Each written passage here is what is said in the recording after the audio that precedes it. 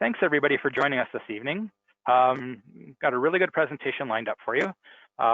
Tonight is the fourth, I think, webinar that we've done in the series. Tonight's presentation will be on at-home ergonomics. So one of the pieces of feedback that we got and one of the topics that we had suggested from the membership was having a presentation on home ergonomics. So somebody that normally doesn't telework, but is now teleworking due to the COVID pandemic. How do we manage the workplaces that aren't normally designed to, to be ergonomically sound and to be, working at for days on end? So we've got a few people on our from the staff end and from the presenter end to help manage this the webinar. Myself, I'm Clint Worth. I'm the regional representative for health and safety in the Prairie region. On this webinar, we also have Marianne Ledoux, who is the regional executive vice president for the Prairie region. We have Lindsay Sparks, who is the regional representative of the Calgary regional office. That still doesn't sound right. We have Alana Mackinson, who is the political communications officer, who works out of the regional executive vice president office. And I don't see O'Neill with his webcam on, but O'Neill Carlier, who works out of the Edmonton regional office, who will help manage the questions, those kinds of things. So in this interactive format, we've got a few different things to engage you as we go along. So we'll have a presentation and we'll introduce our presenter very shortly. But just to familiarize yourself with the toolbar on the right, that should appear on the right-hand side of your screen, the most important tab that we'll be using on our toolbar is the questions. So if you have a question or a comment for our presenter or for Marianne or for myself, please enter your question in the questions. If you've got a comment, you can enter them as well. Be sure to enter in your local if you know your local number and your component if you know your component, so that if we do have to follow up or pass your concern along to the local or the component, we know where to send that along to. One of the key things that I always remind people when we go through these webinars is that we can offer advice and resources and some tips. But if there's any workplace resolution that's required or workplace action, we have to defer and respecting the PSAC structure, allow the locals and the components to determine how they operate and how they use the information. So much of the information that you'll receive today will be really good information and tips that you can take back and apply to the work that you're doing at home. So with that, before I get into introductions, one of the things that I've been playing around with is polls. So just to get everybody used to using the different options that we have, I'm going to launch a poll question that I'll leave open for 1 minute. What I would like you to do is answer the poll question once it opens up. First question: when was the last time you washed your hands? Was it less than 1 hour ago, 1 to 2 hours ago, 3 to 4 hours ago, or I'd rather not say? So I'll leave that open for about 1 minute, and we'll see what we come up with for responses. Unfortunately, the organizers and the panelists don't get to vote on this.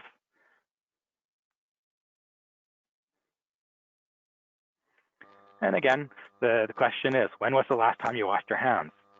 First option, less than an hour ago. Second option, 1 to 2 hours ago. Third option, 3 to 4 hours ago. Or the fourth question, I'd rather not say. And I'll leave the question open for a few more moments.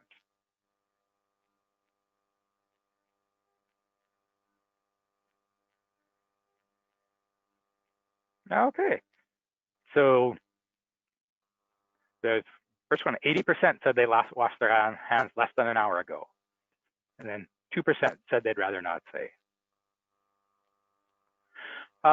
So Andrew, we lost your slide presentation there. Okay. I shall pop it back up. Okay, so as you're doing that, I'd like always, when we do these webinars, give the first opportunity for some opening statements to our Regional Executive Vice President, Marianne Ledoux. Thanks, Clint, and thanks everyone for joining us again. You know, this was great feedback that we got on all of the webinars that we've done. So I hope you find the information useful. But the best thing you can do is make sure that when you get the information, share the information. As always, we will be posting a video recording of the webinar and any of the handouts that you see, the presentations. That will all be posted on the Prairies website, so prairies.psac.com. And with that, there's a lot of great information, so I will just turn it back to Clint and let everyone know I will be available at any time when we get into questions, if there's anything we can do to assist you further. Thank you. Okay, so I'll turn the microphone over to O'Neill. Thank you, Clint. Hello, everyone. I have the pleasure of introducing our panelists for this evening. Andrew is a certified professional ergonomist who has 22 years experience in private industry, in government, Manitoba Labor Workplace Safety and Health, and the Manitoba Federation of Labor Occupational Health Center. He has a Bachelor of Science degree with honors in kinesiology co-op program from the University of Waterloo, and a certificate in business management from Red River College. Andrew developed a 4-hour occupational ergonomics course at Red River College and has been teaching since 2002. Andrew was on the Minister of Labor's Advisory Council from 2008 to 2015. Welcome, Andrew. All right, applause. I can't hear anything. All right, so welcome everyone this evening to our PSAC brothers and sisters from Alberta and Saskatchewan and here in Manitoba. I'm grateful to be doing this right now because it's something that's forcing me and others to think a lot more about ergonomics at home. As was said, I teach 40 hours at Red River College, so I tend to talk a lot. Have an hour and a half, but for 20 years, the idea that's been in me is there's so few of us that go out and do assessments and help people, which what you really want is to be there and to educate and help come with solutions and then follow up and make sure things are going right. That rarely really happens, even in the consulting world. So forever, I've always just tried to give as much information as possible. So I'm going to start off by giving some sort of a big picture, forest versus the trees type of concepts about ergonomics and injuries and how people get hurt and why and what can we do, what we can't do. And then the meat and potatoes, the good part will be teaching you a little bit of how the wrist, shoulder, and back works. I have a sports theme, baseball, basketball, and soccer, so you can try to remember those ideas, and then you can apply it to your current situation at home. You can apply these same principles to your workstation at the office once you get back, and apply it to anything else you do, whether you're gardening soon or gonna do some renovations in the house. These same basic ergonomic principles apply. And I have a number of resources that I sent out today. Some of them, well, and then we'll go through those resources as well. So let's begin by welcoming you to the Resource Center here at the MFL Occupational Health Center. We are located, wait, let me make sure this works now. It's on, and it's not forwarding. Hold on a second, I hear a beep. Isn't that always the way it is? It works when you test it and then you go to use it. And it doesn't like something. I have a colleague here helping. Just give me 1 second. Turn it off and on again. Interesting. What if I hit the space bar? Nope, that's not liking it. No. Okay, stop the recording. Okay. Okay, Sorry, it worked. It worked in the trial. So we are located in beautiful Winnipeg, Broadway and Smith. You can see in the top right, left-hand corner, my left-hand corner. There's a resource center where we're broadcasting from. Now, here's the interesting stuff. We've been around for 36 years and we're funded by healthcare. The reason is 36 years ago, the big health and safety issues in the workplace wasn't so much stress or violence prevention or even back pain, it was lead poisoning. All right, so the family physicians at the time would say to the workers with lead poisoning and other chemical poisonings like cadmium, go home, wait until the amount of lead in your body goes, in your blood goes away, and then go back to work. All right, so that's not exactly great health and safety knowledge and information as we preach today. So 36 years ago, the Manitoba Federation of Labor started the Occupational Health Center with an actual occupational physician and an occupational health nurse, and they went out and did lots of training, capacity building. Of course, the doctors would see workers, and we would provide them with top-notch education and services that way. So right off the top, actually, we get our funding from healthcare. So we are not so much a hospital clinic where you come to us for diabetes education, flu shot, and any other health and safety health issue. We are an occupational health clinic. So we are there for rural and urban. We're there for big and small, union, non-union. Anybody who has an occupational health and safety issue can come to us. We still have a couple of doctors, one that does a lot of work with cancers and chemicals, obviously internal organs, respiratory issues. And we have another occupational physician that does all the musculoskeletal, the back strains and such. The neat thing is our doctors are paid by the hour, so they spend hours with a patient. So when was the last time you went to a doctor and spent more than 15 minutes with them? So they do a very thorough job of examining you and your issues, and it very much helps. And there's no referrals. So for those that are in Manitoba, you got a great valuable service that is available. We do have occupational health nurses and myself that does ergonomics a few days a week, and some other folks that do lots of capacity building work. So that's just the word I'll leave you with right now. We don't come to your workplace and do assessments, but we'll work with and through your health and safety committee to provide them training, education, mentoring, and that kind of capacity building. All right. Take your attention now to the bottom right-hand corner, which is our website, which has lots of information on it. So a few things. Let's see. I gave this to you today. This is one of a number of one-page information fact sheets that we have. This is on overuse of handheld devices, something everyone needs to know, and especially our young ones. It's something that, for sake of make a long story short, there's no way to hold this thing for long periods of time that's not going to have some effect on your neck and your hands. So I just will say very quickly that in my time, I'm seeing a lot more younger people with that big hump that you get in the back. So instead of walking around looking at the old babas and the elderly with the big hunch in their 70s, 80s, and 90s, I'm seeing that hump a lot more in younger workers. All right, so people who are not retired yet are getting that sort of thing, and it's looking down at laptops for a long time. It's looking at smartphones for a long time. So imagine what the 2-year-olds and 3-year-olds looking down at smartphones and iPads, what are they going to be like when they're 22? All right, so information like this is vital and very important, I believe. All right. On our Andrew, website. it's Clint. Yep. So those are in the handout section for the participants.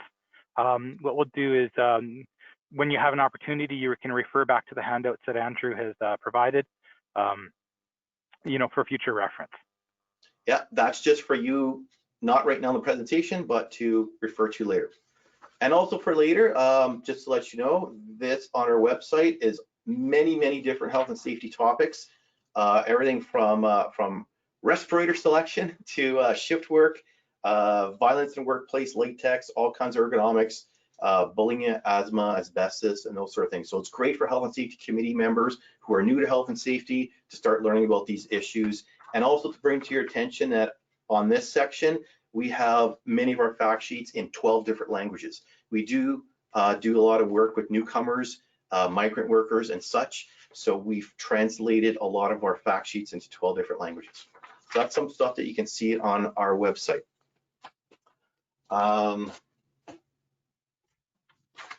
Also, this was given to you as well. This is the at-home ergonomics survey tool, checklist, something that usually when we do training with health and safety committee members, we say give this to the worker first. So the worker would not just put up their hands and say, hey, I'm waiting until the ergonomist comes to help me. This is something, or someone on the health and safety committee to help them. They would actually fill this out first themselves, start thinking about their workstation, how they're using the equipment, what can they do to make life, for better words right now, to make life better for them right now. And then the health and safety committee member would come in and review what they already filled out with them. All right, so that is for you now. Obviously at home, any high-end telework policy I've ever seen doesn't have someone going into their house for any health and safety review, ergonomics or fire hazards or chemicals or anything else. It's relying on the worker to fill things out. So I'll be referring to this later, and off we go with that. Okay, a lot more to say, but let's begin with you may find yourself sharing a workspace with others, children or such. You may be trying to find a comfy place for yourself, maybe a little quieter, maybe a little more comfortable, but hey, you're not going to cross your legs on the couch for 8 hours a day. Bottom corner, I just found that picture on the internet today. Someone putting their foot up, which I will say is okay for a short period of time. Not all day, but anything to create some movement. Or maybe you'll get a little more creative and take the clothes off, the drying clothes off your treadmill and put your laptop on there and start using your treadmill as a place to stand. So the idea here is, well, what can I say? Actually, I wanted to say for everyone to grab their pens and write this one word down. All right, so this is the key to ergonomics, whether you're in a workplace or at home or such. So if everyone can grab their pen and write down the word variety. If a human being can do a variety of work in their day or really over the week or over their career, doing different tasks, different ways, human beings generally have less aches and pains. All right, it's the people that are glued to their desk, that are doing exactly the same thing day in and day out, year in, year out, that tend to have a lot of these cumulative types of aches and pains. So as your first big picture general idea, whether you find yourself in a cramped workplace, whether you find yourself in not a great textbook ergonomics situation, if you can add variety some way, somehow, there's your key. All right, so some of you can shut off your webinar right now and go. Actually, you are at home. you can leave.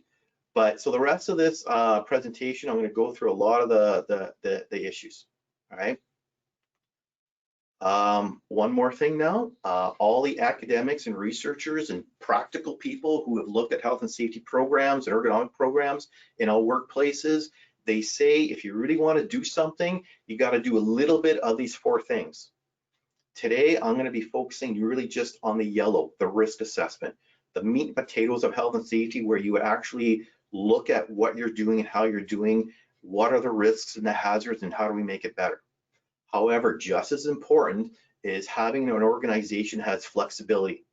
So the flexibility to allow change work hours, work from home, the telework programs and policies, or at least providing you equipment that has a very adjustable to it or variability to it, so that you can change your movement, change your posture, the system in which you work in, the deadline pressures, the amount of work, the efficiency, all that is part of organizational flexibility. And that's a whole topic on itself. Also, a whole topic on itself is the health promotion side of it. I am not going to get into stretches. I'm not going to talk about mindfulness-based meditation and stuff that reduces stress, but I will mention it a little bit because it's important. I have some resources for you. And then, of course, the individual side of it has rules and responsibilities as well. So ergonomics by itself is not a magic bullet, but it's going to go a long way. If all you do is say, hey, worker, make sure you exercise enough, make sure you take mental health breaks, make sure you have proper nutrition and such and such, but the workstation is still garbage, that's not going to help so much. So you make the work equipment, the layout, the environment as best you can, and you supplement it with all the other four. All right. So just to set that up. Next, as a little bit of a fun thing, 1916 down on Portage Avenue, right in front of the Eaton's building, we had this new technology causing a disruption. The new technology was streetcars, and the old technology was horse and buggies. All right, so where are we now? I mean, before all this COVID, it was AI, artificial intelligence causing a disruption in the workplace and such like that. But we're talking about what's happening to us right now. So in that sense, I've had workplaces over many years talk about their telework policies. People are rushing for it right now, and others are saying, hey, let's just get by at working from home, make the best of the situation. But I will say that I think society, and people are talking about society, will change a little bit because of this, this issue that's affecting all of us right now. So be prepared to start implementing some really good telework policies and do the lessons learned. What is working well for you and what's not working well for you, and off you go. So for 3 years, the OEC, we've had one where we have our definitions, our rationale. The main part is the telework program plan, which is really good. But just to let you know, we also talk about the equipment and security and health and safety as well. All right, so just to put that in the back of your mind, next collective agreement, let's try to have some telework policy information. I think people are going to really find that the efficiency is still there, the productivity is still there, the work-life balance is great, and all the other great stuff that comes with it. All right, now getting a little bit more to work. Back again, 100 years ago, and for those that aren't from Manitoba, last year was the 100th anniversary of the Winnipeg General Strike, which I'm sure you've heard of and such. I heard about it when I was in school in Ontario, but a lot of the telephone operators were actually standing. Initially, it was set up as a standing workstations, but people were saying, oh, all this standing, it's so hard on us. Let's get them sitting. And what do we have now? Sitting is the new smoking, as they say. All right. So this next slide, I want you to think about ergonomics and equipment and what to do in an open-minded way, but I want you to be a little bit more thoughtful, critical, or reflective about it. I am going to be giving you the basic principles for shoulders, backs, and hands. I would hope that you would take that and apply it to what you're doing at home, plus everywhere else. So as I said, initially the work was standing, it was hard on the body, so we got them sitting in those wood chairs. Obviously, wood chairs sitting all day, that was not so good either. So what's that V word again I said? Variety. So if you have a variety, that's the way to go. The 1960s, the academic research were saying, hey, all this sitting, we need to get people sitting again, because all this standing is too hard on the body. And now what do we have in this past decade? A ton of research saying sitting too long is no good for you either. So again, variety. Now, new ideas, I want you to be open-minded, but think about it. Exercise balls. They came on the scene, some loved it, some it kind of died off. Same with those kneeling chairs. Now, on one hand, they do help you to keep your ears over your shoulders, over your hips. I'm going to probably hopefully say that at least 10 times in the next hour. And so write that down too. Any sitting that you do, and technically any standing that you do, you want to have an alignment where your ears are over your shoulders or over your hips, as opposed to head forward, as opposed to leaning back and arms forward. Those are postures that have been known to be harder on the body. So exercise balls do help you keep your ears over your shoulders or hips. However, due to initially rolling off it and hitting your head, there's also the idea that you do need to have back support. So these muscles that go from your tailbone up to your neck, if they're on constantly, they will tire and fatigue, and then the worker will then to go into this posture. All right, so there's good parts and not so good parts. The kneeling chair, same thing. Ears over shoulders or hips, but what do we find out? Hard on the knees. all right? So there's the textbook Ergonomics, which only fits a certain part of the population of workers, people, all right? There's times where you take that textbook and throw it out the window. So there have been a very rare, but a few times where the exercise ball has been the best solution for someone because of a broken tailbone, something with the pelvis bone structure, or they just needed to relieve that pressure in such a way. So you've made it better, but you recognize and realize some of the drawbacks, and off you go. So ergonomists don't run around and saying, you need an exercise ball. And if they do, let's get another ergonomist, because that's not the way to go. Same with these kneeling chairs. So everything that I'm going to be saying from now on, it's for the at-home idea. It's hopefully to make things better, but they may not be textbook better. So I want you to realize that. And again, if you end up saying, hey, I do want to work from home 3 days a week for the next 2 years, that's another story. Today, it's going to be what can we do to make things better and such like that. Okay, so in ergonomics and health and safety, you need to be open-minded to new things, but yet be critical, reflective in what you're seeing. All right, so as an example, I found this the other day, an at-home, do-it-yourself laptop stand made out of cardboard. So there's a template. Hey, great idea. Instead of the laptop being on the desk and you're looking straight down, it's a little higher up.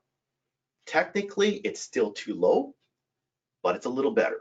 Now, on the other hand, do we really want something made out of cardboard that catches fire, that could break, fall down, damage your equipment, and things people don't think about? Cardboard absorbs moisture and other things and bacteria. So do you really want mold growing on that thing 2 weeks from now after you spill some coffee on it? So again, here's an idea. Oh, get it up higher, nice, but yeah, there's some other issues. All right, so we don't have the polling for this, and I'll just I try to make it participatory, but I'll just run through it pretty quick. I will say that this worker who's standing is smiling, and they should not be smiling. There's no way. They're probably saying, hurry up and take the picture, I'm hurting. All right, so if you're thinking, what, Andrew, what are you talking about? I'll just be quick about it. High heels, that's not good. Standing with your feet, I don't know if you can probably see, but if you stand with your feet shoulder width apart for too long, you'll either lean forward or you'll go on your hip. All right, so standing way too long, people can't stand perfect for that long. So it'll either start to be a leaner or off to the side. Of course, what I really like for people that do have sit-stand workstations is to use their footrest. If you have a footrest or a book or a binder, doesn't matter. But again, instead of feet shoulder width apart and you're going to end up leaning, if you're able to put your foot up on a footrest, it really does help you stay straight, stay up, and that's wonderful. You can switch your feet. It may not be for everybody, but it does help. Obviously, you can see that the keyboard tray is way too low, which gets people to not only bend their wrist, but again, lean forward. And when you lean forward, all the weight is on the knees, it's on the back, it's on your neck as well, and all that weight actually ends up being on your wrist. So I get people that have sit-stand workstations go, my wrist hurt now, my knees hurt, my back still hurts. So on that note, a sit-stand workstation is a piece of equipment. And in health and safety, do you just give a piece of equipment to somebody and say, here you go, be happy, no more complaints? No, you have to show them how to use it properly. So I will say that if your keyboard is slightly too low, where your wrist is below your elbow, even slightly, in time, you will tend to lean forward, all right? And so forth and so forth. There's many more. And on the other side, the person sitting, you'll see that even that keyboard is a little bit too low. The obvious one is the monitor is way too high. So you do want, and here's another little principle if you don't know this already, you want your eye line of sight to be near the top of your screen. If the screen is just slightly too high, where it's just above your eye line of sight, to look at file, edit, insert, or anything in the top menu bar, the chin's gonna go up slightly. And just that little bit of chin up, if you're staring at the monitor for hours, you're going to get a lot of tension and a lot of headaches and such. So it's really important to have that monitor at the right height. That one, it's too high. And the chair, it's leaning back, the armrests are fixed. So no, that person should not be smiling. So let's talk about this at-home office setup. All right. Clint, do you want to unmute and tell us a couple things that you might not like about it, or things we can do to make it better? You really put me on the spot here, aren't you? All right. Well, the first one is that jumps out at me is the adjustable chair, or the lack of adjustability.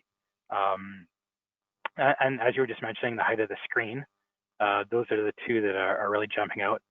Also seems the keyboard's a little high almost in that one, the way he's bending his elbows. Yeah. Good.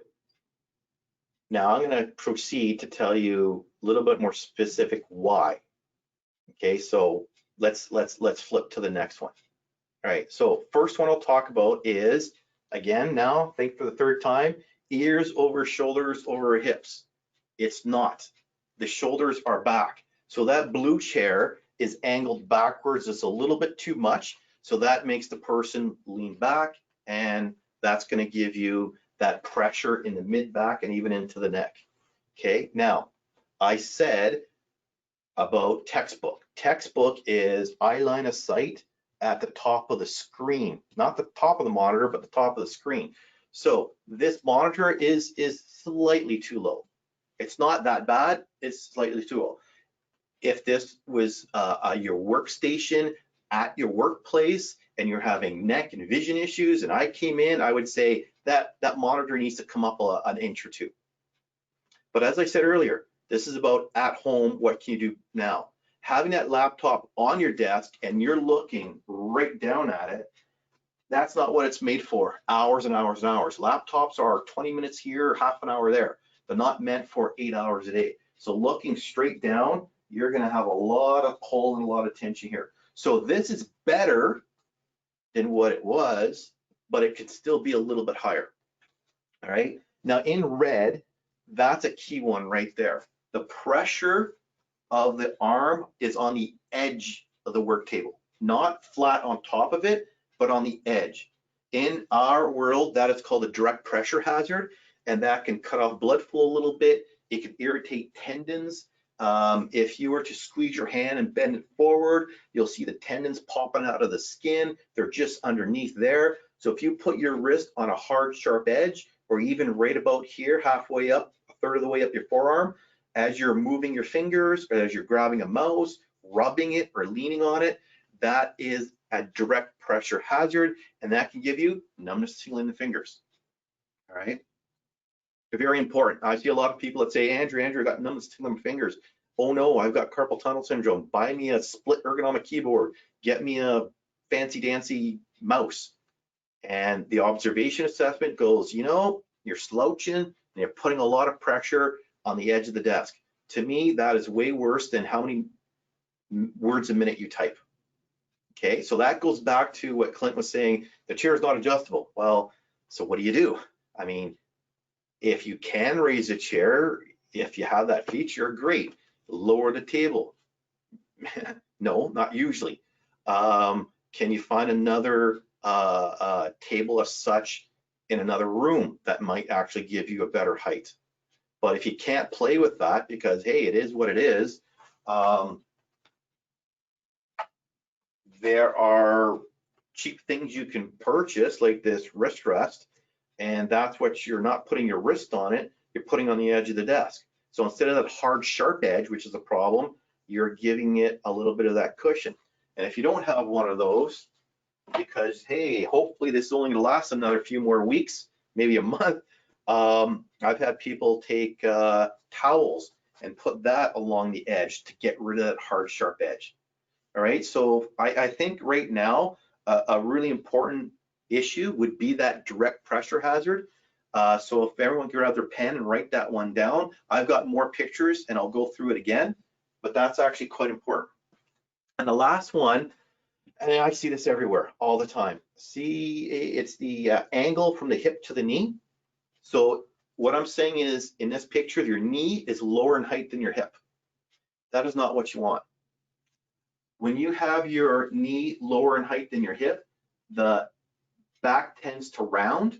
So you have that rounding at the back, but a lot of the times the neck tends to go forward. You tend to slouch and the neck does this. So I get a lot of people who have headaches and I say, get a footrest. My neck hurts, get a footrest. My back's not really great, get me a new chair. Well, maybe you need a new chair, but really, let's start with getting a footrest. All right, so putting your foot on a book, a binder, a patch of photocopy paper, whatever, and you can get that knee up a little bit, you will immediately sit up straighter. All right, and then you play with the monitor and the keyboard and other things. So in an office assessment, you would start with the chair, but you can have a $1,000 chair with all the bells and whistles, but if your knee height is lower in height than your hip, nothing will feel right. All right, you can feel better in a cheap garbage chair if you're sitting straighter than a great chair, but you're not sitting right. All right, interesting. So there we go. You can prop the feet up a little bit. You can try to provide some cushion on the edge. And of course, that laptop up isn't really all that bad. It's not bad. It's not the best textbook, but it's not that bad. Plus, one more point to make is a lot of the textbook principles are for 100% healthy people. I've been in business a long time. I say, hey, everybody here in this training, who has a 100% healthy workforce? No one ever puts up their hand. All right. So a lot of ergonomics is also about preventing the aggravation of existing injuries, or just trying to make things as best as we can, because not everyone has a 100% healthy workforce. Okay. All right. Next, I'm going to give you the 3 key points right now, and then I'm going to explain them. So instead of saying it for the last, I'm going to go right through it. So I'm going to give you a little talk about it's both the job and the equipment that's the problem, and awareness and education on the worker's part. You need to do both. I'm going to talk a little bit about the wear and tear that people experience. When is it too much too often? How can I tell? How much can I lift? How many times? That's actually an issue. I'll tell you why. And I'll explain hazards and risks a little bit, because I find everyone is all over the place in terms of what is a hazard, what's a risk, what's my goal to make things better, plus the cause of it and the aggravation. So if I can spend just a little bit of time on this, it'll smooth out a lot of waters and people have a better understanding. So let's begin with this slide. I actually grew up in Sudbury, a little town outside of Sudbury. It's a mining town, if you don't know. And growing up, by the time my friends' dads, my uncles, my relatives, by the time they're 35, 40, they would say, my back is killing me, my knees are killing me. And it doesn't take an ergonomist to come to you and say, hey, heavy physical labor work over a long period of time is hard on the body. Yeah, tell me something I don't already know. The automotive industry, I worked in that before I came here in 98. And what I remember is a car is made every 42 seconds. Now they have equipment and machinery to take the hard physical stuff and make it lighter, easier. But what is doing exactly the same thing every 42 seconds called? Repetition. So do workers who do repetitive work over a period of time without variety, do they get sore shoulders, sore backs, sore knees? Yes, they do. And in that bottom picture, there's the office worker. Hey, I got my cup of coffee, type a little bit, stand, sit, answer the phone. But do office workers get sore wrists, sore elbows, sore necks, sore backs? Yes, they do. So is there any safe work out there? Well, actually, Statistics Canada says that managers have the lowest risk of injury of musculoskeletal injury, sprains and strains. And that makes sense because of one word. What's that V word again? Variety. So if you can do a variety of work in your career, in your day, you're going to be a lot better off. Okay, now let's talk about the automotive worker for a quick second. They're bending and stooping. They're actually bending and stooping more than they have to because they're putting engine parts in after the hood is on. So this poor worker has to bend and twist more than they have to get in and do their work. It's not a lack of training or education or, hey, worker, you're bending and twisting. I need to write you up for not following safe work procedure. It's the hood that's preventing the worker from doing the job properly. In essence, the job. In the bottom left-hand corner, you see how the hand is higher in height than the elbow. So if you were to do that for 5 minutes, who cares? But if you did this all day long, you will tend to shrug your shoulders. And if you shrug your shoulders over a period of time, this is going to get tight and sore. Maybe not so much an injury, but you're going to go home and you're after a long day of work, and you're going to go, oh, I'm so sore and tired and achy and headaches. All right. Now, what this person has is a height adjustable keyboard tray. They have a height adjustable chair. So what they are lacking is the education and awareness of where should the equipment be, how to use it properly, and then make do with the situation that you have. So that goes back to my first point. In all my 22 years, it's both the job and awareness and education. So everything I say from here on out, make your notes, and I'm going to come at it from both angles. Okay. Next, the big word that governments are using is this musculoskeletal injuries. Otherwise, for the past 20 years, it's been known as cumulative trauma disorder, sprains and strains, overuse injuries, repetitive strain injuries, and the such. And human beings get this injury when the workload is greater than what our body can handle. And when it's more than what our body can handle, we get wear and tear. So a nice, easy way of thinking about ergonomics is minimizing wear and tear on the body. Now, if there's too much of that wear and tear, then we have an injury.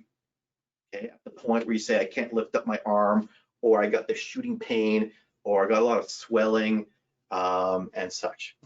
Now, wear and tear. Let me just tell a quick story. It's not always bad. Take weightlifting. If anybody here does a lot of weightlifting, you're actually tearing muscle. I don't know if you knew that, probably some of you, but you are tearing muscle when you're doing heavy weightlifting. Hey, I thought weightlifting was good for you at any age, and the older you are, better results you'll have. However, you've probably heard the expression, don't work out the same body part 2 days in a row. Reason being, you need your body a chance to rest, adapt, and get stronger. Okay, so whether you work your mind, your body, or your soul or spirit, you want to do it little bits at a time. All right, so why do you only do bench press Monday, Wednesday, Friday? So you have that rest period in between. So if everyone can get their pens, the next important thing I want to tell you is the key to minimizing wear and tear on the body is to only work Monday, Wednesday, Friday. All right, 2-hour lunch break, paid for the week. That's my joke. If you're in the room, maybe you'd be laughing, maybe not. But anyways, we do need to, because we work 8, 10, 12-hour days, 5, 6 days a week for a lot of us, we need to understand where there's too much wear and tear and then minimizing it. Not bring it to zero, but we want to minimize it as much as possible. And if you find yourself in a situation that's lousy, we need to break it up with, what's that V word again? Variety. Okay, so just real quick, 40 to 60% of any workplace's health and safety injuries are musculoskeletal injuries. All right, sprains and strains, RSIs, carpal tunnel syndrome. And if you notice at the top, 1997. So that's what it was when I first came out here, and it really hasn't changed much. The big chunk of the pie is these sprains and strains. So we do need to pay attention to it and keep working at it. All right, next. Signs and symptoms of repetitive strain injury. I would assume that when you go from a certain workstation at work, and now you're trying to make do at home, you will have some sort of day-to-day aches and pains. All right, and when you get up out of bed and where you used to move around, go for a walk, get in a car, walk, go up and down stairs, go into the office building, for example, then start sitting, you had some variety, you had some movement. I can imagine right now, some people, let's just say, for example, I'll set my alarm for 8:45, I'll get up, grab some apple juice or a coffee and go downstairs and start working. You really haven't given your body time to move and warm up and get all that stuff going. So probably the best thing to do is make sure you go up and down a flight of stairs if you have it, walk around a couple of times, go in your yard if it's not too cold out, and it's what, -10 here today. It's horrible, or no, 0. Sorry, we're 10 degrees colder than normal. It's 1. It's cold out. So get that body moving, get the blood flow going. That'll help you right now as a tip. And of course, at the end of the day, there's research and people are talking about how you close your computer for the day and then you start interacting with your family, or you start doing other activities right away. You're not giving yourself enough time to decompress, de-stress, and get to a place where then you can deal with other issues that are going on in your life. So maybe give yourself some time once you're ending of the day, just kind of get up and walk around a little bit, just have some quiet time to yourself, and then start going on with the other tasks and life events that you have. All right, so back to this. Oh boy, pain and discomfort. It's very subjective. I can take a hammer, hit my hand, and all of you go, oh, Andrew, I feel your pain, because we've all done that. But 5 minutes later, you've forgotten that my hand hurts, but I still feel my pain. So my world is not a broken bone cast. It's not a cut and a bandage, right? It's not a chemical burn. It's my arm hurts. All right, maybe if I'm really good, you can see some swelling. But usually my world is the shaking of the hand, the rubbing of the elbow, the getting up out of the chair all stiff, little limp, and then start moving. Okay, so aches and pains are subjective, but pain and discomfort. Swelling and inflammation is part of it. Numbness, tingling is not normal. All right, maybe when you wake up in the morning, you slept in your arm funny, you get that numbness, tingling that goes away. But if you have that while you're working, if you have that at night, there's a reason for that. Don't have time to get into it, but numbness and tingling, certain fingers, not a good sign. Stiffness, decreased movement, and symptoms worsen over time. Hopefully we're done this very shortly and people can start getting back into massage therapy or physiochiropractic or stretching on your own. That's the thing, right? Is to have movement and some therapy and then fix what you're doing at work too. So I just wanted to bring that to your attention. I have another slide that goes with this as well. All right, so office environment specifically, lots of neck issues. There's a lot of different muscles that go from your shoulder blade area all the way up to the back of your skull. There's nerves that are in there. There's all kinds of different injuries and aches and pains that go on in the neck area. In the back, what can I say? There's 80 different parts of your back that can become injured, from the muscles and ligaments and the discs. But you know what? You go to your doctor, doctor says you've got low back pain. To me, that's kind of a fluffy word. You probably never heard of this, but most back pain from people who sit and even people who do a lot of lifting is called facet joint irritation. So you probably never heard of someone that came in on Monday and said, oh yeah, I went to the doctor and I got facet joint irritation of lumbar 4 or 5. They just say I got low back pain. So again, in my world, I would love to have diagnosis so I can figure out whether it's the ligament that's been stretched, or you have a muscle that's inflamed, or something's just off and warped.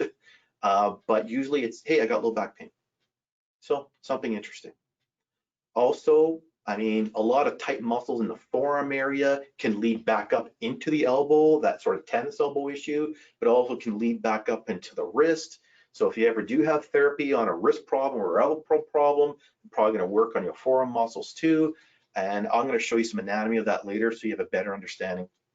But you can see that carpal tunnel. If you've heard of that before, you have a nerve that goes through the middle of your wrist. And that's where, when that gets pressure on it, I'll explain that later, you get numbness, tingling in your fingers, right? So my world is the muscles, the tendons, nerves, even arteries. So if anybody ever carries something heavy and it pulls your arm down, it can actually pinch the arteries, and you got something called thoracic outlet syndrome. Again, something you've probably never heard of, but it does happen in the workplace. I hope no one has white finger or Raynaud's disease due to using vibration tools at home.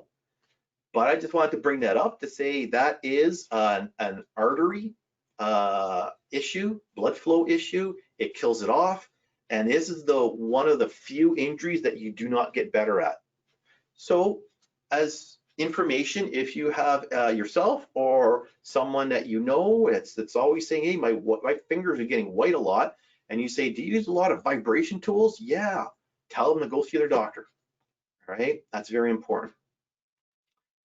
Oh yeah, well, I can talk for hours about smartphones, but I put it all in a fact sheet, so go read it after. All right, Clint, you're up again. These are some areas of the body that WCBs will accept or look at from a workplace perspective. You got your neck, you got your back, your elbow, your wrist. If you look at the wrist one, you'll see that there's 4 different major injuries that occur just in the wrist area, the knee. But the title is what's missing. So Clint, what did WCB not usually recognize, but yet is an ergonomic health and safety issue in the workplace? Well, yeah, dealing with all sorts of WCB claims. What I know they aren't good at is the long-term injuries. Like if it's an immediate injury, a slip and fall, it's pretty easy to make that correlation with the workplace and accepted. It's the longer-term injuries where it's built up over time and connecting to the workplace activity and not other activities at home that tend to be the real issue. Or a lot harder for it to be accepted by WCB. WCB loves degenerative, out of the course of age. They love to write people off on that. And that's what a lot of our doctors get involved with, and they help workers out in their appeals that way. But what I was really looking for was headaches and sore feet. WCB doesn't cover headaches, but if you have light blinding you, if you have glare on your screen and you're squinting and you're tense, that is an ergonomic health and safety issue that should be dealt with in the workplace. All right, so if you were looking at statistics and reviewing stuff at a global level, you're going to miss the issues in the workplace, like lighting or standing on your feet all day. Your feet get sore. All right, WCB doesn't cover sore feet. All right, but let me ask you this: does sore feet and sore knees lead to back injuries? The answer is yes. All right, so sometimes for those listening and for those that help others, if you have the back pain or the back injuries, also get a sense of knees, hips, and feet in terms of crawling, kneeling, standing, sitting, walking, all that kind of fun stuff. Okay, so we'll make sure we cover some of that glare and such. Okay, one last slide on injuries. I said this already, everyone gets day-to-day aches and pains. There isn't a human being alive that didn't wake up one day and said, oh, my back is sore. But usually it goes away and move on. If you're gonna play a new sport, so let's say you can't wait to start playing softball, baseball, guaranteed the first time you sprint around the bases really fast or you throw as hard as you can from the outfield to the catcher, something's gonna be sore. You know where it's from. Hopefully it doesn't turn into a chronic long-term pain, which is what happened to me a year ago, but another story. But everyone gets these day-to-day aches and pains. When it starts to hurt for a few days, goes away, comes back, hurts longer, that's telling you something. That's saying, something's not right. I should go see my healthcare professional. I should talk to my health and safety committee rep. I should start wondering what I'm doing at work or outside of work. However, most people still ignore that. Then it turns into the pain interferes with work or other activities. That is when people start to report it, talk about it, and go through it. However, there are people that work through pain for a lot of different reasons, and sometimes it turns into what we call chronic pain. Sometimes it goes away, but a lot of times it stays with you. So here's a couple of important things. You go to massage, chiro, physio, Pilates, acupuncture, yoga, ice, cold, heat, whatever you want to do in that day-to-day ache and pain area or level, they all work wonderful. They all work wonderful. Pain usually goes away great. Okay. If you're in chronic pain and you go to all those people and take Tylenol 3s and you'll still be in pain. So it's better for you if you catch these signs and symptoms early and do something about it, whether you're looking at what you're doing, how you're doing it, and or therapy. In my world, the ergonomics world, small little changes in the day-to-day aches and pains area level makes all the difference. Thousands of dollars to make the job better in the chronic pain level, and guess what? You're still in pain. So in health and safety, we talk about the early reporting of signs and symptoms because it's better for the worker and it's better for the employer because it's cheaper and easier to fix. So honestly, I'd rather have 100, no, be careful here. We don't want a tsunami of stuff, but I'd rather have 100 people come to me and say, my elbow's a little sore and you can actually do something about it, rather than 4 people that say, my elbow is shot, see you later, 6 months. All right. So of course you don't want this tomorrow, but when I give talks to workplace safety and health committees, let's set up a system where we could start to identify and help people out. And that is where, oh, I put it over there, that checklist we developed, because that is where people can start looking at those day-to-day aches and pains and getting them done now, as opposed to waiting until it's super bad. All right. So everyone listening, go through that checklist, see how much it can help you. All right. So really quick, Andrew, how much can I lift? How many words a minute can I do? How many times can I pinch my fingers before I'm going to get a problem? Can't really tell you because of ethics. Ethically, university professors can't take a group of people into a laboratory and say, do this many times until you get carpal tunnel syndrome. Lift this much, this many times until you get a back pain. So ethically, we cannot do experiments on people. So how do we have an idea about how much is too much? Well, it's from this field called epidemiology, and you're probably hearing a lot about it with COVID, all right? That word, we're looking at the causes and the effects and an outcome, okay? So what's the link between lifting something pretty heavy repetitively and lifting something close to the body, not too heavy, all right? So we're watching workers in a workplace over 2 years or 3 years or 5 years and saying, hey, there's something about that kind of work. All right, so no ergonomists to come to you and say, if you do this many times, you'll be over the line hurt, or up to the line, you're okay. There is a general idea, but guess what? We're also not robots, we're human beings, and everyone's a little different too. All right, so as I get talking about hazards and what we know in terms of how people get hurt, doesn't mean everyone will, but there's enough risk to it to say we need to make this better, which means I've seen a lot of people in really bad jobs that have said, hey, I've been doing this for 15 years. I don't have a problem. Go away. It happens. But if 10 people did that job, I'm pretty sure 2 or 3 would have been hurt and quit and gone by. 2 or 3 would have been hurting and got a transfer out of that job to somewhere else. 2 or 3 would be hurting and not say anything for various reasons.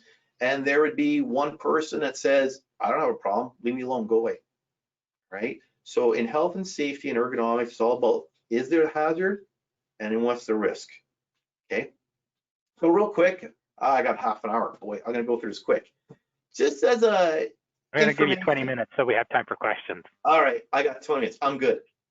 So asbestos lined up. Who knew asbestos was bad for you? Unions back in 1920s. Unions, government, researchers, life insurance companies. Life insurance companies, they track everything. They knew that people who worked with this stuff, it was bad for them. But the scientists at the time would say, there's no knowledge that asbestos gives you mesothelioma. All right. So again, we need to have enough research over time to come to some sort of conclusion that something is bad for you. Now, can we say today you breathe in asbestos a little bit, you're going to get something 40 years later, or a lot, or how many times?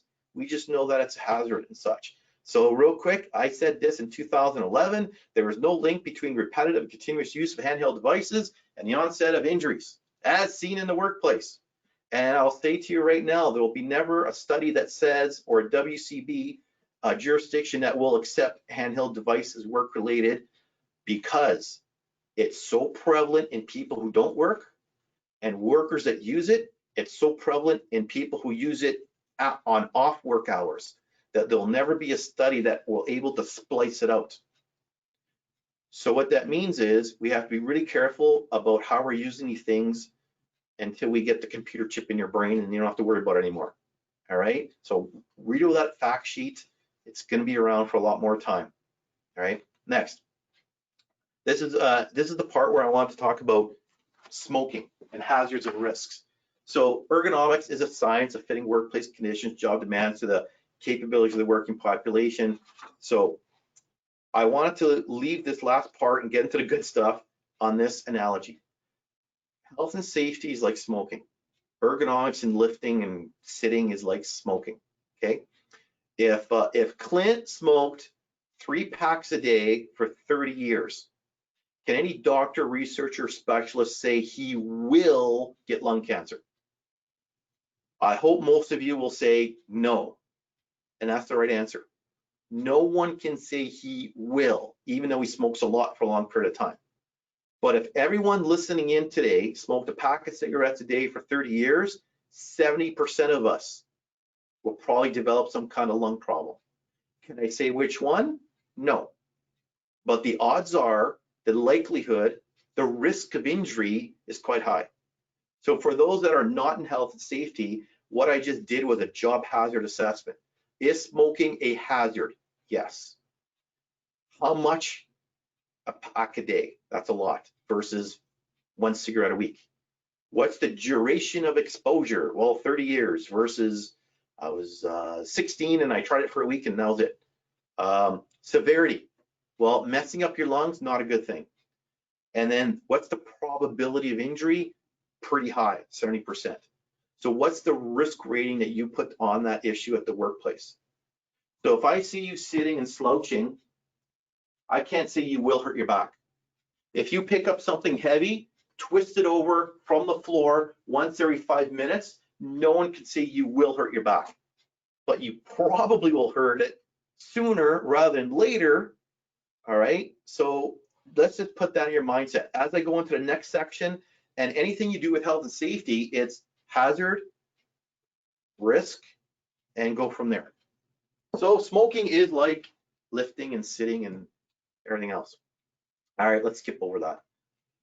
All right, here's my baseball, basketball, soccer rules that'll help you in today and in the future. First one, basketball.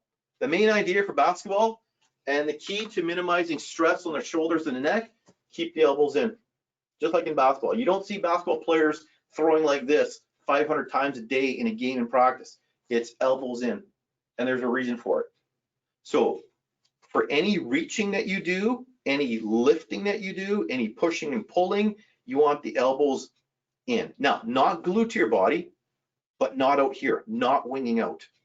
That also will include anything reaching behind the body, and I'll throw in shrugging too, okay? So if anybody's heard of swimmer shoulder, pitcher's arm, javelin arm, grinder's arm, orchard picker's arm, painter's arm, they're all the same injury, rotator cuff tendonitis. So there are 4 muscles in your shoulder. Let's see, can I get the, I don't know if you can see my mouse cursor, but up here where the bones meet, the shoulder blade meets the clavicle and where the humerus, that part gets pinched. So let's just keep it nice and simple. As you wing your arm out, this top of your arm bone comes up and pinches this area. What happens to be there, colored in purple on the slide, is a rotator cuff muscle. So do that every once in a while, not a problem. Do it repetitively, continuously with force. You can get rotator cuff tendonitis. So again, anything you're doing, let's just say mostly mouse work, you want the elbow to be in as opposed to winging out. Okay, couple more interesting things. This whole area, the nerves that come out your spine, spinal cord going into your arm, it's a very complex area. So any kind of old whiplash injuries, any kind of tight muscles in there, shrugging all the time, elbows out all the time, can pinch this area and create numbness and tingling where? The fingers. So some people go, oh, Andrew, I got carpal tunnel syndrome, my fingers. But if you go to the doctor, they should check out your wrist. They should actually check out your elbow too, and they should check out your neck. It doesn't happen a lot, but enough for me at least to mention. You can make your hands feel better sometimes by relaxing the shoulders, getting the elbows in. Okay, in that bottom picture, there's actually 3 main nerves that go into your hand. One of them, the well-known funny bone nerve, that goes into your pinky. And then the other fingers is that middle nerve, the carpal tunnel nerve. All right, I'll actually talk about that in about 5 minutes. All right, so a couple of pictures. If you find yourself where the mouse is up higher and further away, not so good. The elbow's out. All right, what can we do to get that mouse in as close as possible so that the elbow is not glued to the body, but more relaxed? If anybody at work actually has a keyboard tray that looks like that in the bottom corner with that round mouse pad, I would say be very careful as you uninstall it and throw it in the garbage. Okay, that is horrible. I've seen it actually. I'll go to labor board or any law court and say this causes problems. If someone is glued to their chair 8 hours a day and constantly using the mouse, it moves the arm not only out too far, but down a little bit. Even that 1/4 to ½ an inch too low drops it. Not a good thing to be doing. If you're a manager and you use it a little bit here, or your task is a little bit of mouse and that's all, you probably are going, Andrew, what are you talking about? But if you are a constant mouse user all the day and you've been doing it for about a year or so, you might go, is that why my shoulder's sore? So what you need to do is build up that mouse platform higher with cardboard or paper and bring that mouse in closer, okay? And actually, to tell you the truth, this is what I tell everybody all the time. Left-handed mouse, it's the way to go. So the next time you set yourself up with a keyboard and you got F and J, you got your fingers on home row, F and J, move your hand past the cursors, the number pad, and reach for the mouse. Now put your left hand on the left-hand side, and you're gonna go, hey, that's better posture, that's better. Now, for those that don't have any kind of wrist, elbow, shoulder problem, you're thinking, Andrew, what are you talking about right now? But for those that do, it just puts the elbow out a little bit, it turns the arm in a little bit, and it puts a little bend on the wrist a little bit. And then if you're doing that all day, so if you learn to become a left-handed mouser, that's wonderful. Okay, now that's the logical side. The habit part is 5-10 minutes in the morning before you get frustrated, go back to your right. 5-10 minutes in the afternoon before you get really frustrated, go back to your right. In a week or two, you'll be like, wow, this is really good. So that's the most important thing I can tell anybody right now. And if you can get your kids and grandkids and loved ones to start becoming a left-handed mouser, you're gonna save them a lot of problems later on, okay? So moving along, hopefully you're not wigging your elbows out as you're lifting things into boxes. You do that 3 times, who cares? It's only 3 times. Doing it 300 times a day, that's where we're gonna start talking about the wear and tear. There's another tool which is great when you're walking with it, but when you want to fasten something, you got the elbow out. In an office environment, I've seen that with date stampers sometimes, where someone, for some reason, they're shrugging their shoulder, elbows out, and they're pushing down on the date stamper, and they're doing it many, many times. And they're wondering why their shoulder's sore right here. So grabbing it more as a handshake position, keeping the elbow in, date stamp. Is something simple like that. The other picture shows someone reaching up and grabbing. Now, to me, that itself is not the issue. It's when you grab something really big and heavy, you pull it off the shelf, what happens? That's the problem. It's the elbow out and the weight. That's where you cause a little bit of a little strain. Now, you're not really going to feel it, but now you go to a workstation where, let's say you have an armrest that's too high, or the armrest traps your elbow, maybe the keyboard is not at the right height, and you're doing this, and you're doing something weird with your left arm. Then you can wake up the next morning and you're gonna say, what did I do? And you're gonna think, well, I sit and I type all day. So in my line of work, there's other things you need to be aware of. And in this case, something on a shelf that's heavy, elbow out, that can be part of it. So you might want to put the heavy stuff down low. You might want to stand up and elbows in and such and such. All right. So you saw that picture already with the hands above the elbow, gives you shrugging. And the other picture says spot the hazard. It's reaching too far. So when you're working with your keyboard as such, you don't want it that far. The elbow is way too far ahead. It's going to pull back here. You want the elbow in closer. Okay. Now, if you have documents and then the keyboard, well, we got to talk about what to do about that. But there are other ways. Actually, I got a picture of it later, but I like the keyboard, then a document holder in front, and then the monitor. And I have a picture of some DIY document holder you can put between the keyboard and the monitor. So you're doing that sort of thing. Anyways, that's the idea for basketball. Keep the elbows in. For the back, it's strike zone in baseball, and that's between your chest and your knee height and not too far away. So as that says at the bottom, the idea is to not round your lower back. Your back is a very strong and stable structure. When it has this S-shaped curve, it's when you do stuff outside the strike zone, like out too far, you round your back. Below your knees, you round your back. Up too high, you bend your back the other way. So we'll talk about it mostly in sitting. However, your back has long sheets of muscles, just for your interest, right from your skull right down to the tailbone. And those sheets of muscles are long. So again, if you were to reach out far, or if you were to slouch, you're actually pulling and stretching those muscles. Okay, and that's putting a strain on them.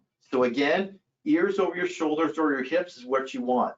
You do something where you're slouching and reaching and you're rounding your back, you are stretching those muscles, and that's why most back injuries are muscle strains.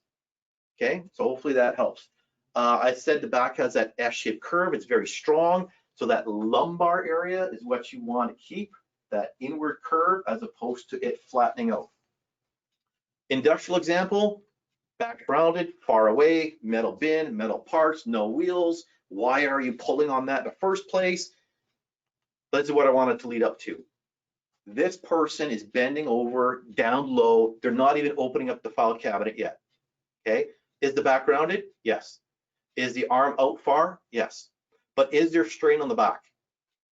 A lot of people will say, no, they haven't opened up a big heavy file cabinet. They haven't grabbed a file. There's no strain on the back. And actually there is. And in red, you can see what I'm talking about, gravity. Our friend gravity wants to take the weight of your upper body and pull it down. Now at Red River College, I teach the students actually how to measure that. So if I'm a 190-pound person, I got a good 90 pounds right here. So that's like 90 pounds. If I were to do that, it's like having 90 pounds. On top of it, I've rounded my back. On top of it, I probably have something in my hands. So to me, that is probably the most important thing I can tell you about back strain. Whether you're lifting or moving, it's the upper body weight that gets a lot of people. Okay, so you want to obviously, can you support your upper body weight as you go to pick up something off the ground, like a pencil? So instead of, oops, I hurt my back, it's support your upper body weight. Or if you're in the middle of nowhere, put your hand on your knee and grab up that something. Or if it's bigger, you want your back straight, use your legs up and down. Now, sitting, you slouch, you got that upper body weight slightly forward for hours. You're rounding your back, you're pulling everything there. So that's why health and safety people get really upset when they see you slouching. It's not that 5 minutes of it, it's the hours and hours of it, okay? So there are things you can do to make it better. And if you can't, because you got a really terrible chair, variety, that's what you need to break it up and reduce that stress, okay? Twisting is also really hard on the back. It's like a corkscrew effect going on your back. There's not one muscle on the front, sides, and back to get you to twist. It's all the muscles. So imagine a corkscrew effect on your spine as you twist. So what's really important is pointing your feet in the direction you need to go. Okay, I'll give you a second to write that down. I'll repeat it one more time. To minimize twisting on the body, whether you're lifting something or you're turning around to look at the door, because everyone keeps knocking on your door and your back is to the door and you're always twisting. If you could point your foot in the direction you need to go, you get rid of twisting. So there's twisting. There, I'm pointing my foot in the direction I need to go. That's a key thing too that can help you. And that top picture, clearance, knee clearance, leg clearance, so that your feet aren't trapped wherever you're working. How long can you sit like this? As I said, ethically, I can't make someone do that until they get in pain, but we're seeing that hump.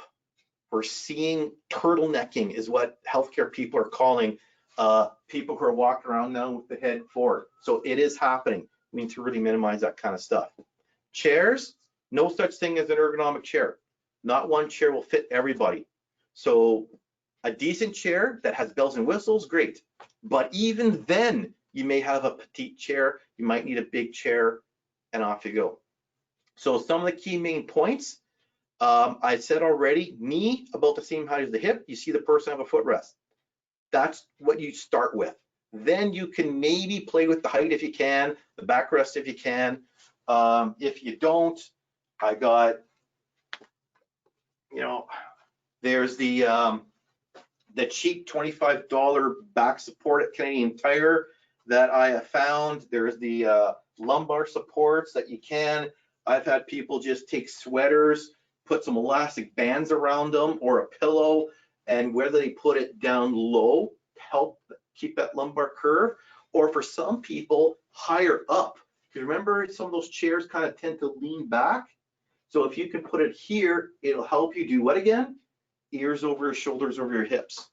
Okay, so those are, then you start playing around with the keyboard height and the monitor height and things like that. I've seen these chairs don't fit anybody. If you've seen it, it's got a concave back. It's garbage. It's hard to fit unless you actually get a lumbar curve, a lumbar support, and help someone out that way. Okay, so the alternative to sitting is standing, but hey, standing versus sitting, variety, I like that. But what do you see? You see the laptop way too low. You see the pressure on the wrists. Okay, so like I started my talk with earlier, is we're going to try to make things better, but it's not going to be textbook best. To make that textbook, you want your hands about the same height as your elbow. You want the monitor same as your eyes. Okay, so maybe we need to throw in that V word again, variety. So you stand for a bit, you sit for a bit. Hopefully you can cope that way. So the last sport theme, and it's 20 after already, is soccer. So in soccer, you have to be aware of what you're doing with your hands. And that's the only thing I can think of that involves minimizing stress and pressure in the wrist. So your wrist is like a garden hose. When you water in a garden, you kink the garden hose, the pressure goes up. So when you bend your wrist, pressure goes up, forwards, pinky side, thumb side. And it has to do with the bones are in an arch, and on the front of your hand is a ligament. It's a support structure, so it actually creates a tunnel in your wrist. So carpal tunnel syndrome is an injury to the nerve that goes through that carpal tunnel into certain fingers, right? One more interesting thing is a lot of the muscles that you have that move your fingers on the back or the front, they all go into different fingers in different spots, but they all originate in one spot. That's what anatomy people call muscles where they start, they originate. So what's that injury there? Tennis elbow. Why? Because if you're doing something with your hand, flicking your wrist back and forth with the mouse, gripping something too tight, these muscles, that shock goes through the hand into the forearm right to one spot. So that's why we have a lot of tension there. All right, so if you're having anything going on in the front or the back or the elbow, be aware of what you're doing with your hands, okay? And all that shock, jerk, flick type of work. Okay, tall worker sits up high, keyboard tray way too low, wrists are bent backwards. Someone's using a keyboard on a desk, they're bending their wrist backwards, that's a big no-no. So right today, tomorrow, what height are you working at, and are you bending your wrist? Maybe that wrist rest will help. Maybe that towel will help keep it straighter, and that's what you want. You don't want that wrist being bent backwards. I've talked about that direct pressure hazard before. I'll say it again. Person resting their forearm on the edge of the desk, not on top, but the edge. And in the bottom picture, you can see that's the mouse and they're using it. So those are direct pressure hazards that we don't want to see. Okay. Here's the problem, the mouse area is way too small. Okay, I want to move my mouse with my arm a little bit, with my elbow a little bit, and my wrist a little bit. So I need space to do that. In this picture, all you got is wrist movement. And that's gonna make this tight and sore because it's static, and this is gonna be too much movement. So wherever you are, try to make enough space so you can move the mouse properly, okay? Got some pictures of bending your wrist forwards and pinky side and thumb side, industrial, but as far as the office area goes, I've seen the left wrist pinky flick out. I've seen the movement from the space bar to the enter, and people are always flicking their wrists. I've seen the armrest trap the elbow. And then so when you stop typing, the right hand uses the mouse and the left hand drops. And you get this bend and you get this static. And then people go, I got numbness tingling in my left hand.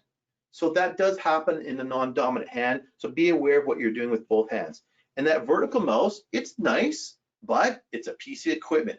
So if you hold on to the vertical mouse, but you only have about this much space to use it, what are you gonna do? Wrist bend, okay? So you're gonna bend your wrist backwards, and a lot of people get a lot of arm pain from a vertical mouse if it's not used properly, all right? Hopefully you're not using your hand as a hammer anywhere, but I have seen it with date stampers where you hold it palm down, smack, smack, smack, smack. So, hey, we wanna be aware of maybe elbow in, keep it straight, reduce the pressure on the palm. So I'll leave you with this, a word of caution. All workplaces have risk factors. There's no such thing as a perfect job. I've never seen a perfect job. That doesn't mean I'm gonna start jumping up and down if you say, Andrew, I do a repetitive job. Yeah, tell me more. So tell me about the forces and efforts, tell me about the repetitiveness, the continuous work, tell me about the body position, and it shows someone that says lack of rest, but what really that is lack of variety. All right, so if you can break up the job anywhere in there, you'll be a lot better off. So can we make the posture better? Can we break up the repetition somehow? Can we not do 8 hours straight sitting? Can we do that? And forces, is there a way to reduce the effort and the forces, or at least how we can do it? Okay, I will say very quickly, everything I've been talking about is physical, but just as important is mental health, psychosocial risk factors, what we call it, job control or lack of control in your job satisfaction, and actually, long story short, high job satisfaction, low job satisfaction can actually have the same effect. Interesting. Social support. So we have a hazard as a hazard resource that the Occupational Health Center has been developing. If you're interested, it's on the Safe Work Manitoba website.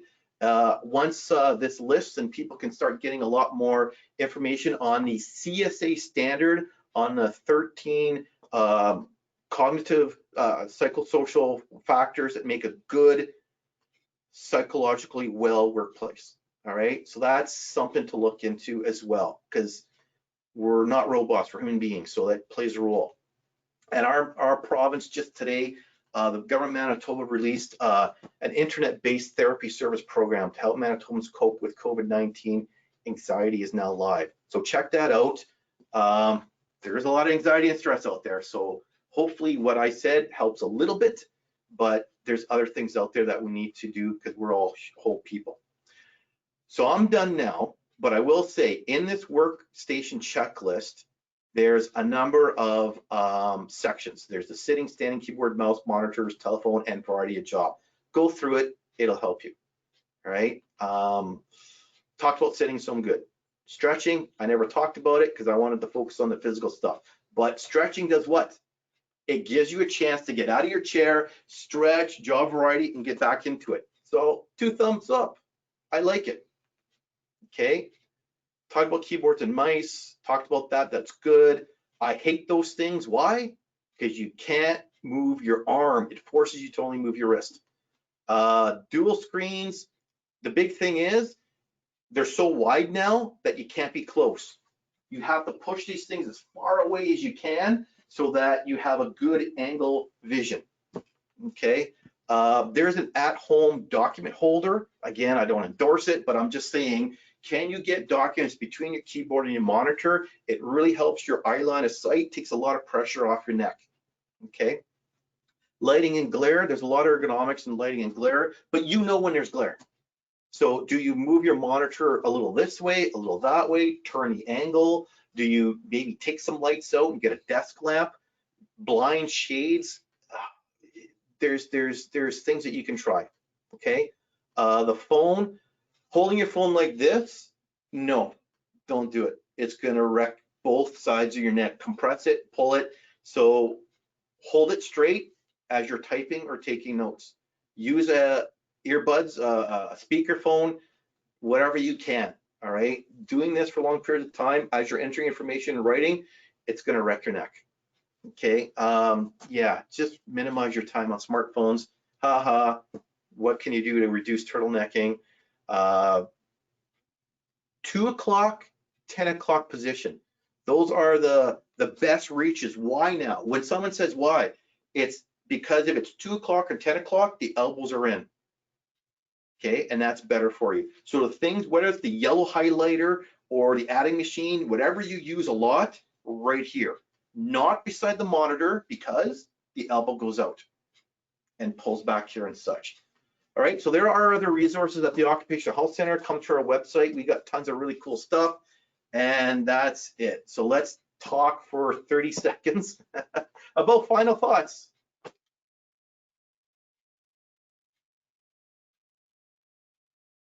Clint, anything you want to say?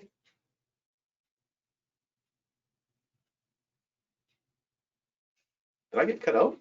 Oh dear. Thank you, Andrew. No, you're there. Oh, I thought I got Let's cut open off. up. All right.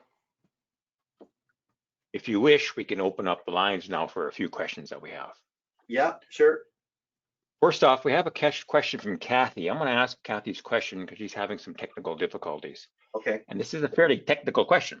Under Section 125, sub 1, sub U, employers' duties are to ensure that the workplace, workspaces, and procedures meet prescribed ergonomic standards. Would the employer be required to provide chairs as an example to employees who are teleworking if they are available? Or is it considered reasonable for an employee to have to buy a chair that conforms to ergonomic standards if they aren't comfortable with what they have at home? So that's a federal legislation question. All I know is the legislation says to follow prescribed ergonomic standards, but it's silent on exactly what those standards are. All right, so it's going to be up to the workplace and the committee to decide what an ergonomic chair is. As I said in my presentation, there's no such thing as an ergonomic chair because not one chair will fit everyone. So it'll be what short-term, long-term, what is going to provide you with your needs. Whenever I do an ergonomic assessment, the first question is, tell me about your tasks and functions. Why? Because everyone's going to be a little different. If you say, I sit a little bit, I do a little bit of this, a little bit of that, a little bit of that, let's just say you can get away with a chair that's decent, but doesn't have to be amazing. If you say, I'm a computer coder and I just sit for 8 hours straight and I just code, then the solutions actually might be a little different than the latter, the former person that I talked about. So my advice is document what your tasks are, go through the checklist, figure out what your needs are, and then bring it to your committee and see what you need to do. Because I know the inspectors are not going to come to your workplace and they're not going to enforce this stuff. The HRSDC or whatever they call themselves these days. Hope that helped. Very good. Thank you, Andrew. We have another question from Karen Ma. Karen, I'm going to open up your microphone if you could ask your question, please.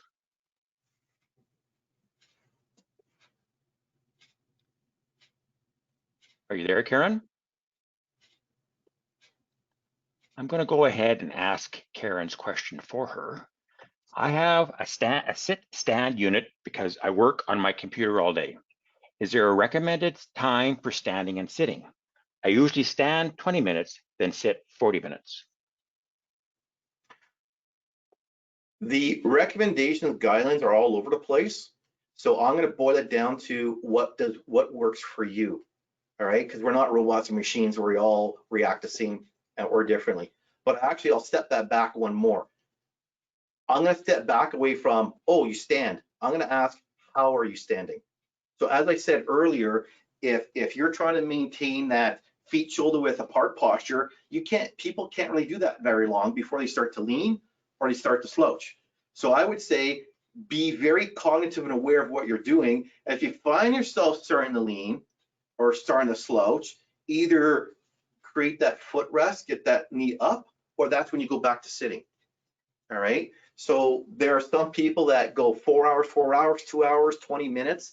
Honestly, a lot of people that I've dealt with, it hasn't been that prevention side. It's been the accommodation of a herniated disc. So it's almost like, when do you start feeling it? Okay, that's when you can start, maybe actually, there's two parts of that. At first, it's when you start to feel it, change it. But after a while, you start to know your body. So you know that, for example, 45 minutes is when I feel it. So at 30 minutes, switch. What I have found the key to a lot of preventing the aches and pains is knowing your own body, and knowing that point before you start to feel the ache and pain is when you do that switch. So it's a unique thing, bottom line. Thank you, Andrew. We also have a question from Laura Light Morrow. Laura, I'm going to open up your microphone if you could please ask your question. Hi there, can you hear me? Yes. Yes, we can hear you. Okay, if a member has a desk that has been ergonomically assessed and did not have difficulties or pain while in that workstation in the office, because of the telework situation, how can the employer accommodate their situation other than having their entire desk moved into their home? Does the member have to get a medical to ensure that their workstation is set up appropriately? Well, that's an administrative question. So Clint, do you want to answer that one? Actually, Clint can't get back in, and it's me, Lindsay, again. Oh, okay. All right. I'll maybe move that over to see if Marianne wants to look at that question. Really? We lost Clint? Okay. That's, yeah. So that is, thank you, Laura, for the question. I mean, I know that that's one of the issues that a lot of members are dealing with right now. We're in a bit of a tricky situation. Now, first of all, if you did have special requirements in the workplace and you went through the ergonomic assessment, and you were given the equipment that you need, and that's documented, is basically a duty to accommodate. So they do have a responsibility to accommodate. Now, here's the tricky part. And I will say I was on a health and safety committee for many, many years with Canadian Food Inspection Agency. And the difficult thing to determine is not getting an employee or getting a member what they want. What do they need? And that was something that was always, always took some time to explain to people. So while in the workplace, you may have had, sit stand desk and all of the other stuff. What you need to do, number one, anyone having questions, concerns with teleworking, you need to go to your local OSH committee. There may be things like, lumbar support that you just attach to the chair. There may be, a variety of different things that can be done that don't necessarily cost a lot. This is temporary, but that does not mean that they can, that doesn't mean that they can expect you to work if you are at risk of being injured. And if you are injured, you still have a right to file WCB. So I would say talk to your local, talk to your OSH committee. If you went through the whole assessment, maybe the person that did the assessment could provide some tips because they know exactly what your needs were.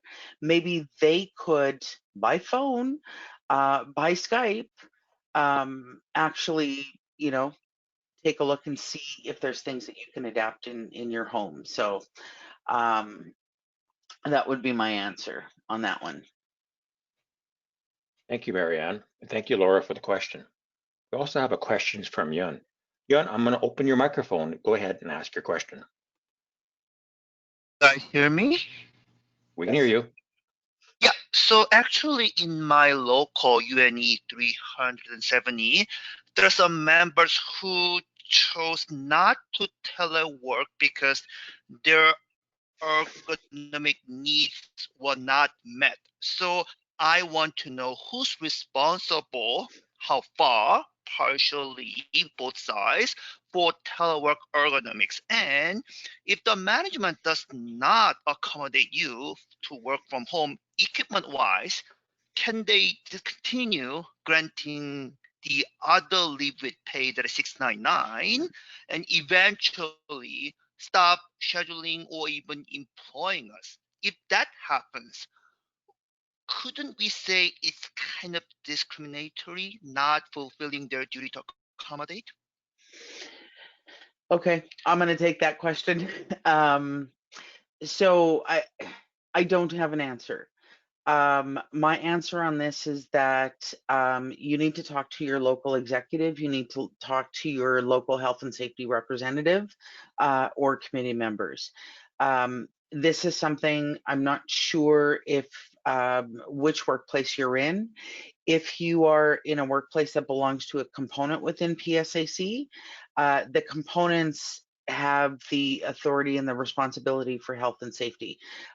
So to be clear, I'm not going to give you concrete advice today because every department has a process where they raise health and safety concerns.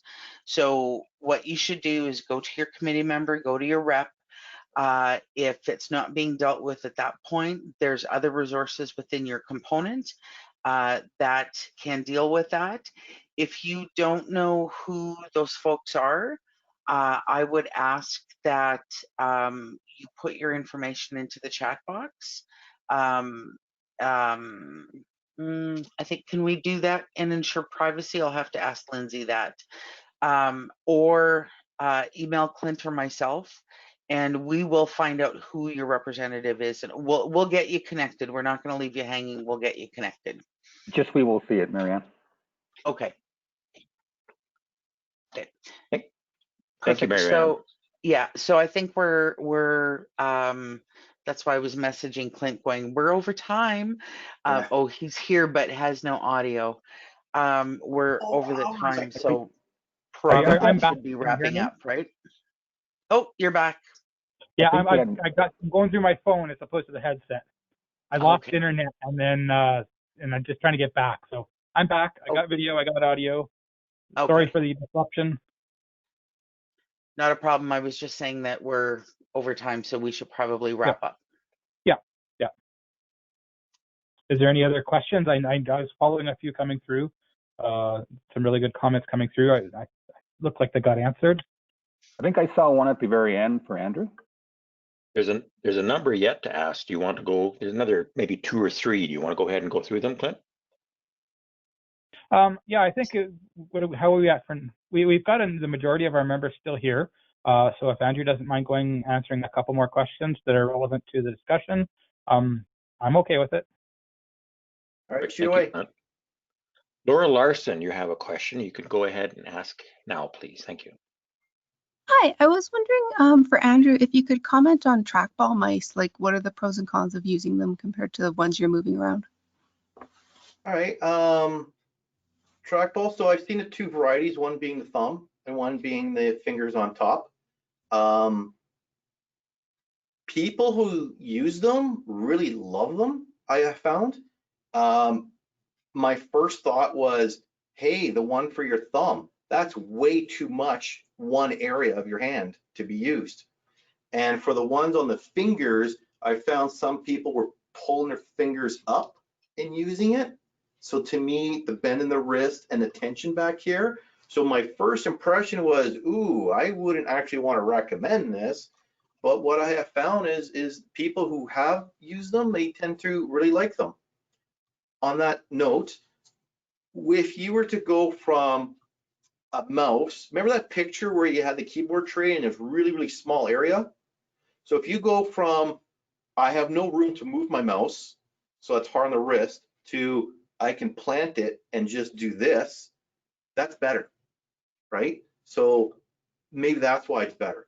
So in my mind, I would say, well, if you had more room, which in one way, I've recommended those keyboards that do not have a number pad sometimes. So if you take that away, you now have more room. So if you had that normal standard mouse, but now you have the room to move it, that might have solved the problem in the first place. All right, so it's a little bit of chicken egg kind of thing that way. And on that note, again, I say, what is it that you do and how you do it? So if someone says, I never use the number pad ever, well, a really cheap keyboard without a number pad gets that mouse from here and brings it in here. Wonderful. I still like the idea of the left-handed mouse, but that's another solution option to bring it in closer. So again, to answer it, I've seen it, people love it, and I've seen it where it could cause some problems. So again, one of my slides was be open to new ideas, but be critical and reflective. And the idea would be, if you are bending your wrist, pulling your fingers up, it's probably not a good thing.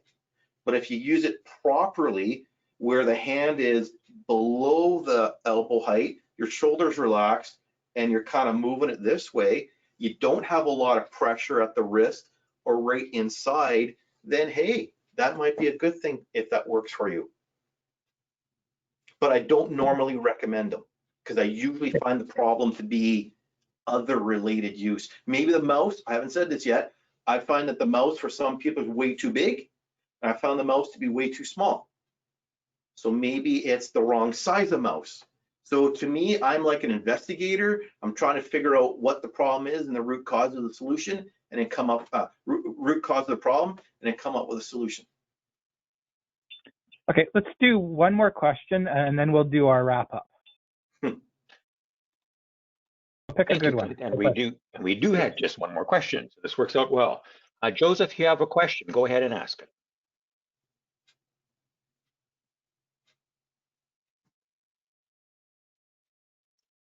Joseph, you are self-muted. If you could unmute and then ask your question, please. We're having some technical difficulty with Joseph, so I'm going to go ahead and ask his question. Okay. Joseph is asking, I have pain around my arm when using tweezers for hours. I want to know how widespread this phenomenon is, and could it be limited to particular tasks? Oh, tweezers, eh? Okay, so I have seen tweezers used in the agriculture department where they're doing crossbreeding and seeding of plants. So they're taking pollen and they're doing this sort of thing. So here's your pinch, here's your wrist bend, here's your eyesight, very visual, and then static up here. So when you say the whole arm, I'm going to just assume and jump to the conclusion that everything is, you can break it down to static here, wrist bending, and pinching. So as an ergonomic assessment, you're going to want to break those two things down as an example. So in that sense, we were allowed to add wrap tape to the tweezers. So instead of pinching, you're a little bit bigger. It's just like those arthritic pens. So instead of someone who has bad arthritis with a pen, a thin normal pen, they have a thicker pen, so the hand is bigger. I've even seen tweezers that had clay on the end, like an egg shape. All right, so think of an egg shape, clay, and here. So it's actually easier to do this versus pinch gripping. Then it's looking at the height and where you're moving your wrist so that you're not bending it or flicking it as much. And if the problem is static, where I'm just doing this for hours at a time, very tedious work, that's the big V variety comes in. Being able to step back, just stretch, and then get back into it, or work at a different height. But if you are having issues, I would say if it's not necessarily office related, there are other ergonomic checklists out there that you can at least say, I've identified these issues, as opposed to saying, hey committee, my hand hurts, my arm hurts. I've identified these actual ergonomic issues. as your starting place to discuss what you do. The other layer on top would be, this is my job description. This is what I do, how long, how often. So let others have an idea of what you're doing. That to me has been very powerful in terms of getting everyone to understand at the same level what you're talking about. All right. So was I close in terms of tweezer use, or is there something else you're talking about? Oh wait, the question was red, so you have no idea. All right, we'll leave it at that then. Okay, so thank you so much, Andrew. Before I turn it over for Marianne for her usual last words, I do want to take an opportunity to remind the participants of a couple things. Most importantly, some of the handouts that Andrew has been talking about throughout his presentation are available on the under the handout section, so you can click on those and save those right from there. As we mentioned from the outset of the webinar, this webinar will be recorded so that we can share with people that weren't able to attend and refer back to it at a later date. Next Thursday, we'll be having a webinar on we're mental health first aid from an excellent presenter that we've had before, not for webinars, but for staff and things like that. The following week, the 30th, we'll be having a presentation on work-life balance. So be on the watch out for that. We'll be sending out all the link information to that there. You know, like send it a week before kind of thing. With that, just before I turn it over to Marianne, thank you so much, Andrew, for all your wealth of information. I know I learned a lot myself, and I really appreciated the message that you gave. I know a lot of people were looking forward to this, going through the questions and comments, a lot of really good feedback. So thank you very much for your presentation tonight. And with that, for the last word, I'm going to turn it over to Marianne. Thank you. Perfect. No, thank you so much. And you can probably tell that I'm going to have to do some adjustments here tomorrow. Some really good reminders of, you know, even though we're in extraordinary times, that we do need to take care of ourselves. So again, thank you so much for doing that. To the members that joined us, just a reminder that if you need assistance and you don't know who to contact, you don't know your local contact or your component, or if you're in a component, the regional offices are open virtually. So you can always phone the office. The phones are being answered, emails are being answered. And so while we may not have our doors open physically and we can't do education that way, we are still doing everything we can to represent you and to assist wherever we can. So I want to say a huge thanks again to Clint for being our regional health and safety officer and on top of this, and arranging for our speaker tonight. To the other staff that are on the line helping with the questions, thank you so much for giving up your evening. And to all of you, most importantly, stay safe and stay home if you're able. Those that are on the front line, thank you. You know, I think Canadians are finally seeing a piece of, you know, the piece that you play to help Canadians. So I know it's stressful. Take care of yourself. Take care of Canadians, and hopefully we'll see you all next week. Thanks, everyone. So before people sign off, there's one little piece I forgot to mention. After this webinar, all the participants will get a survey emailed to them. Please take an opportunity to fill out that survey, give us some feedback on this webinar, and also some feedback and suggestions of what you would like to see for future webinars. So please take an opportunity to fill out that survey that you'll be receiving via email. And that's it. Thank you so much, everyone. All right, thank you. Good night, everyone.